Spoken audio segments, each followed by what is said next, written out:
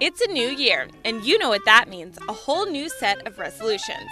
If you're looking to be more creative, motivated, and resilient in 2016, there's no better inspiration than author Kaitlin Puccio. Her new book, The Adventures of Celia, Kaye, helps kids understand and cope with celiac disease, food allergies, and food intolerance. So tell me a little bit about your book, The Adventures of Celia, Kaye.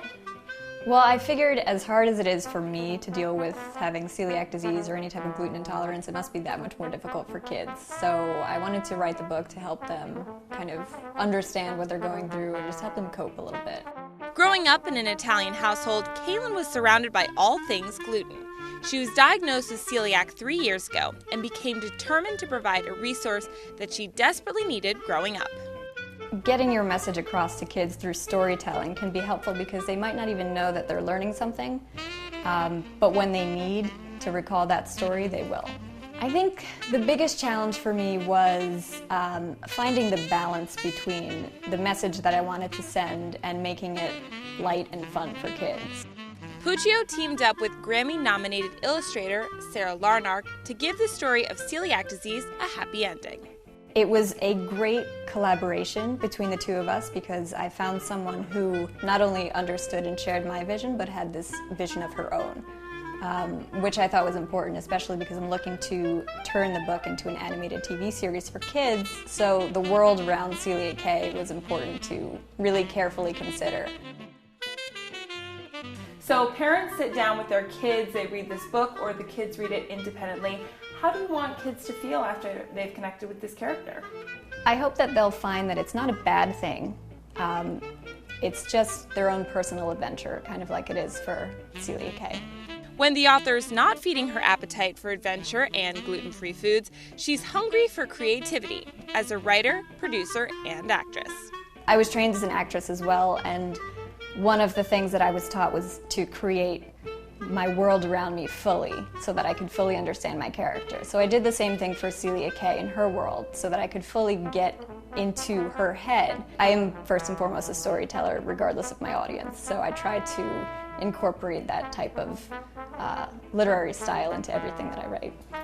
Her award-winning short film, Circles, that was shot in her very own New York apartment, has been screened at national and international film festivals.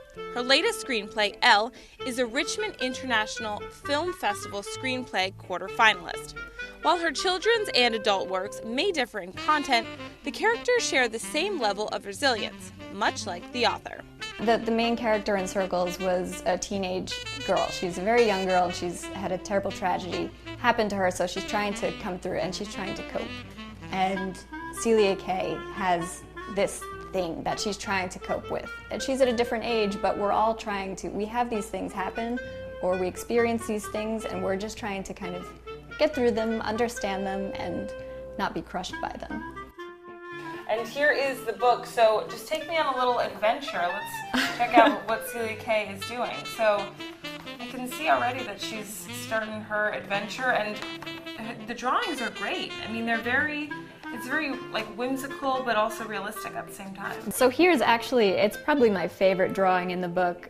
Celia Kaye says that she had cupcakes for breakfast, which no child probably ever does. But so she goes to an ocean bakery and she's fighting this pirate baker. I think parents will get a kick out of it too because there are a lot of little details that maybe kids won't pick up on so much, but there's a part where Martians are crash landing and the illustrator put in little caution cones, and here they are. Oh, so cute. No stone goes untouched. Exactly, and that's that detail that I was really looking for. Well, Kaitlin, thank you so much for showing me this book. Thank you. Excuse me, I have some reading to do. Reporting from New York, I'm Christy Clements.